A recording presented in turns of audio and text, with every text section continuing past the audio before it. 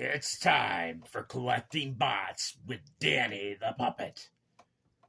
Hi, it's Danny the Puppet here, and this is the new episode of Collecting Bots for all two of you who actually watch these videos. But this week we're doing something special. This week I'm doing my review of Transformers 1. Transformers 1.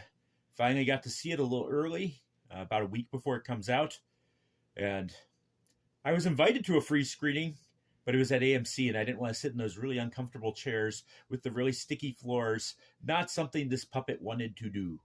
So I went to see it in a nice theater, in a nice chair. I did not see it in 3D, but I hear 3D looks great. So, first of all, let's sum it up. Transformers 1 is awesome. I feel it was made for real Transformer fans, and might not make the people who are Michael Bay fans happy. So, let's talk a little bit about the movie. First of all, I really love the characters. The way we see the friendship of Megatron and Optimus Prime as Orion Pax and D16 is pretty cool. I think they build that friendship, and you get to see the gradual progression to them not being friends, but being enemies because they have different ideologies. I love the portrayal of Bumblebee. I've been saying this as I've been watching the previews, but I think I hold to it even more after watching the movie. I think Bumblebee plays off a little more like Swerve from the IDW comics, and I'm okay with that because Swerve's my second favorite character. So I really love this take on Bumblebee being kind of wisecracking. It seems like even when people don't like him, he just keeps going and going, which is something I can kind of relate to. So, Bumblebee is dead on. I love Bumblebee. Lita 1 took a little to grow on me. It seems like lately they want to portray Alita 1 as this angry person who wants to give Optimus a hard time. But she does warm up a little in the movie, and I like Alita 1 too, so it worked out. So the four leads are really strong. The visuals are amazing. When I first saw the previews for it, it wasn't quite growing on me, but when you see it all in action, it's beautiful. The visuals of Cybertron. We get to see two parts of Cybertron. Cybertron below the surface, and that shows us Cybertron kind of in a thriving Cybertron. Until, much like the real world, you scratch beneath the surface and it's not thriving so much. And then we get to see Cybertron on the surface. Very beautiful.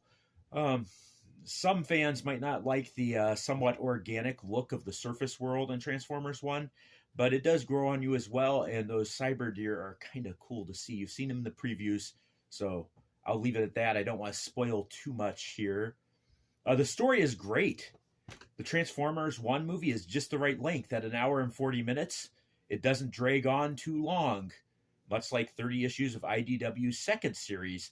In fact, I feel like it almost tells the same story as IDW's second series, but not dragged on so long, and with a little more humor to it. Not saying there aren't dark points to this movie. There are parts of this movie that get quite dark, especially as you look at the story of Megatron.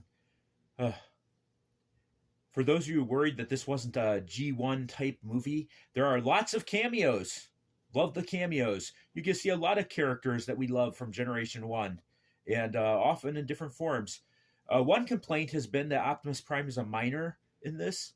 Megatron was a minor in many different continuities, but Optimus Prime's a minor here.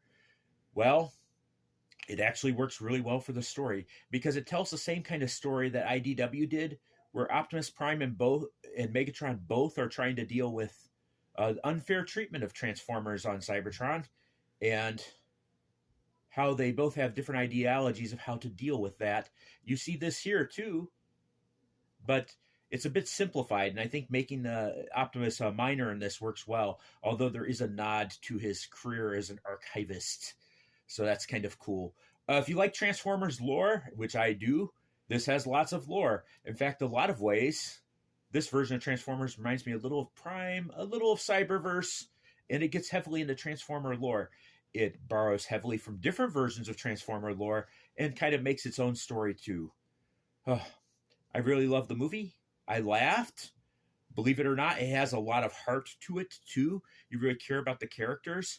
If it has one drawback, which shouldn't be a drawback for those of us who are Transformers fans, is it might be a little hard to access for people who don't know anything about Transformers. it definitely leans heavily into appealing to those who are Transformer fans. So, hope you all get a chance to go out there and see Transformers 1. I'm gonna give it a 9 out of 10 stars. Yeah, 9 out of 10 stars. If I can give stars here, I don't ever think I've ever done a star rating. I don't want to give it a 10. I don't know why, because people think I'm too soft on reviews. I'm gonna give it a 10. We'll give it a 10 out of 10 stars. It's the best Transformer movie out there since 1986. I know some people have been saying it's better than Transformers 86, but if there's one thing, this is why I'm not giving it a 10. If there's one thing, I wish it had some songs in it similar to what was in Transformers 1986. But go out there and see the movie. We want them to make more movies like this. I think Transformers works better as animation rather than live action. So hopefully that's the way we're going with this in the future. Go see Transformers 1. See it now. See it with your friends. Go see it a couple times. Go see Transformers 1. It is a really good Transformers movie made for Transformer fans. Bye. That's all I've got for now. I'll have a video later this week for Transformers Day, I hope. And go see Transformers 1.